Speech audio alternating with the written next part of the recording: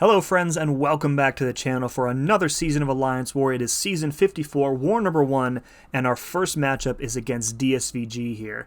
So just a quick reminder, SSX is not pushing war this season. We'll talk a little bit more about what that means for these videos going forward. But first off, let's talk about the defense and attack tactics for the next two seasons, which are new, but also old since they were voted on by the community. So the defense tactic returning is called Sugar Pill. Says that whenever you make contact with the defender, you gain a placebo buff for 12 seconds. These stack up to 5. And then whenever a buff expires or is nullified off of you, there is a 33% chance for the defender to gain an unstoppable passive for 5 seconds. So the placebo buffs expiring is going to trigger this unstoppable potentially, but also more importantly, the precision buff from dexterity will also trigger this unstoppable. So really important that if you don't use a tactic attacker, you have some way to counter that unstoppable, be it a slow debuff, a slow passive, or something like what Shield has where she causes unstoppable opponents to not react that way. And then the attack tactic is called DECAY. DECAY attackers are immune to placebo buffs, and whenever they trigger a buff immunity, any buff immunity it should be noted, they inflict a 20% wither debuff on the opponent, and that also stacks up to 5. Attackers gain 35% resistance to damage over time effects for each debuff on the defender. And this is important because it says damage over time effects. It's really any type of red damage in the game, including like Thorns damage from ATTUMA, the damage reflection from somebody like Enchantress, or passive effects like Onslaught's Neuroshocks. And then whenever the defender is knocked down, you have a 25% chance per debuff to inflict a slow debuff on the defender. And that's how you counter the unstoppable from the defense tactic, just by frequently knocking down the defender. So real briefly, I want to talk about why SSX decided not to push war this season, and it really comes down to the fact that the DECAY tactic is the most broken, overpowered attacker tactic that Kabam has ever added to Alliance War, and it makes so many champions, so many defenders, so many placements on the war map totally irrelevant. So a real good example are the hazard shift nodes that are on path 9A, 9B, and then the third mini-boss island. As long as you have a tactic attacker and 3 or more debuffs up on the defender at all times, you are totally resistant to those hazard shift dot types and will actually heal from them via willpower. It just makes so many placements, so much of the strategy that goes into planning a war defense completely pointless. And for me personally, and I know this opinion is shared by others, not only in SSX, but in other alliances as well, DECAY for me is kind of like a relic of a bygone era of Alliance War, where wars were super high stress. They were always ending in 1-0 scores, 2-1, or you had to win on a tiebreaker. And the defense and attack tactics have kind of evolved since then, and they've gotten a bit more challenging. Deaths have been raised, but I think that that's overall been healthier for the game mode. I don't think that DECAY is healthy for Alliance War, and so I was definitely supportive of the decision not to push this season. I do think the plan is for us to push next season, but we'll kind of get there when we get there, so to speak. So not pushing in war also means we're not planning, at least in our battle group, so we're just kind of picking our own paths using a sign-up sheet. So team today, Void, Omega Sentinel, and Negasonic. We're going to start off today on path number 2 in section 1, and I tried to pick as many fights as I could without like stepping on everybody's toes here. So we've got 7 fights in this first war. I wanted to use Void as much as possible. He is a great tactic attacker, one of the best that isn't outright buff immune here. So you can see that we're immune to the placebo buff, so we're placing the withers on America Chavez, and since those are unique debuffs, those are feeding Void's damage over time, as is the slow debuff that we get from knocking her down. So it takes me a little bit to kind of get into this tactic. I really forget for a bit about like constantly needing to knock her down, and so I do think I get caught by the unstoppable a couple times here, like I did just there. And then she nails me with a heavy stun here. So yeah, once I kind of remembered how the tactic works, I do a little bit better here. So this is more or less a nothing node here. There's placebos on the node, but as a tactic attacker, Void is immune to them anyways. So we do have to deal with a little bit of like reduced stun duration, but otherwise a really, really easy fight. Moving on, we have an ATTUMA here on node 11. We've taken this fight previously, and you can see with the energy resist stat focus that DSVG expects Negasonic to be used here. but we're going to use her anyways because she is a fantastic ATTUMA counter. I recall, then this war was from almost a week ago now as I'm recording this. I do recall getting hit by his first special 2 here. Just like the last hit of it maybe. I dodged the water bomb and then I don't get away fast enough and he nails me with a huge hit from that special 2, which takes off nearly half my health.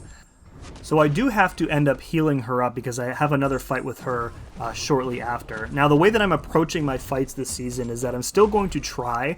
I'm not going to max boost for every fight, for every war. I think I'm only medium boosted in this war, but I still want to get that deathless season, and I don't want to do it while only taking like 2 fights a war, so I'm going to take like as many fights as I can.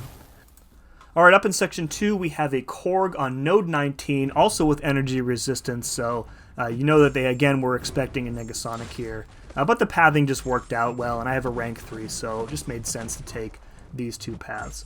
Now, not much going on here with the nodes. We don't really have a way of stopping the reinvigorated node because all of Negasonic's effects are passives, and she does not have access to a heal block or really, you know, for that matter, the Despair Mastery. So at some point in this fight, maybe even several points actually, we are going to end up triggering the unblockable from Reinvigorated. But, you know, we're just kind of out-damaging the regen as it happens. Take a combo there, that's super unfortunate, just trying to dex out, but he gets like mega aggressive when he triggers his Unstoppable.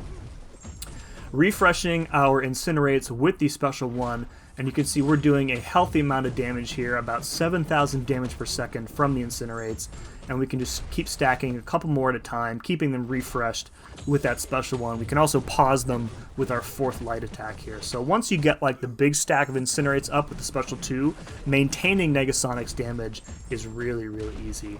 And down he goes. Alright, next up we have a Count Nefaria on Node 28 with Buffet Overtime and Arc Overload. And I knew that Void would easily be able to counter this, and he's Incinerate immune, so if we happen to take like a special 2 to the face, we wouldn't be taking like a massive amount of Incinerate damage here. And even if we were, we are Tactics, so the Incinerate damage would be doing nothing anyways. Now, one of the things I was trying to do in this fight was basically just block all of Nefaria's special attacks. Right there I got hit trying to dex out at the end there, I think. The full dex on his special 1 I find very difficult. And I want to trigger the Reinvigorated node here as few times as possible, because if we cause him to go unblockable while he has a special 1 or special 2 available, I'm definitely taking those specials to the face, and I would rather avoid that if possible. I do recall in past seasons that like the fake heal block from Indomitable that we have does prevent those unblockable charges from increasing and then eventually triggering the unblockable, but it doesn't really seem to be the case anymore, or maybe I'm just misremembering, because he actually does end up triggering the unblockable when we dex out of the end of this special 1 here. So now I'm kind of like, okay, we don't want to push him back to another special, let's just wait out the unblockable, kind of back off and sit. He's not healing anymore, he's still taking a lot of damage from our debuffs on him, and then once that unblockable goes away, we can kind of continue on with the fight. This is a little bit of a slower fight, and there are probably, you know, better, you know, more complete options for him in particular. But again, Void being a tactic attacker, just a good option for almost any fight on the map here. Firing off the Striker here, I think one more special 1 here, and a combo following that, and down he goes. Alright, moving up to the first mini-boss island, we have a Node 37 Photon. We took this fight a bunch of times the last few seasons, and I think I talked about in those videos how the heal block from the tactic was actively working against Void in this particular fight. So it is actually much faster, much easier fight now, because we can reverse her regen from personal space once we get enough of the heal reversal up. So a couple petrifies, plus the extra debuffs that we're getting from the knockdowns, from the withers, and we're good to go. Now we are triggering an immunity here from Drip Feed, which is how we're getting the withered debuffs on her, just kind of like an extra bonus. And again, more debuffs we have, the more our damage is going to increase, and the faster we're going to get to that heal reversal here. So we are having a bit of bad luck here as far as debuff RNG. See, we haven't gotten any petrifies up here. We got backed into the corner, took a special 1 hit to the face. There we go, we finally got the petrifies up, so now we have full heal reversal on.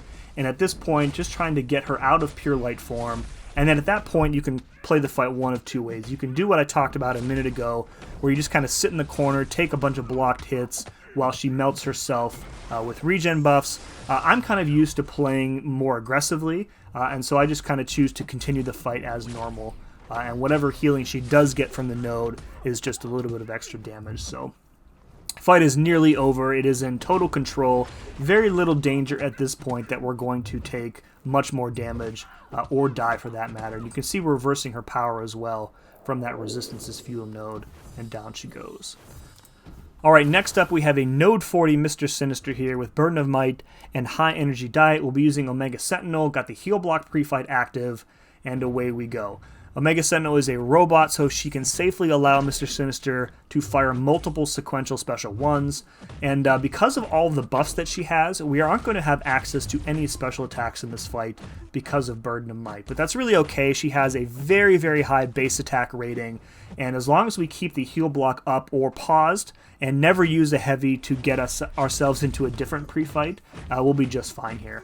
Now her second medium is energy damage, so you can see like the damage numbers on her basic attacks are still pretty high. There's a 10k crit there, but when we place a new heal block debuff with our second medium, the damage is super low, and that's just because of High Energy Diet. So we're kind of alternating, putting the heal block on when we need to, refreshing it when we need to, kind of keeping him away from that special 2 just because the special 1 is much easier to punish, and there's no real side effect from letting him use it here. Now right here, he is uncooperative, and the heal block does fall off, which is fine. We can just reapply it with a double medium, and again, Omega Sentinel, despite not having access to her special attacks in this fight, just a very, very safe option. Not a lot of great options for this fight in particular, other than Omega Sentinel, because most tech champs deal energy damage. So you could use somebody like Warlock and just stick to special 2s. You could probably use Ultron if you had the Hulkbuster synergy, or you could just use Omega Sentinel, who I think is probably the best overall option. Alright, moving on, our last fight of the war is our old friend Node 49 Mysterio, probably the most annoying placement on the map in this tactic.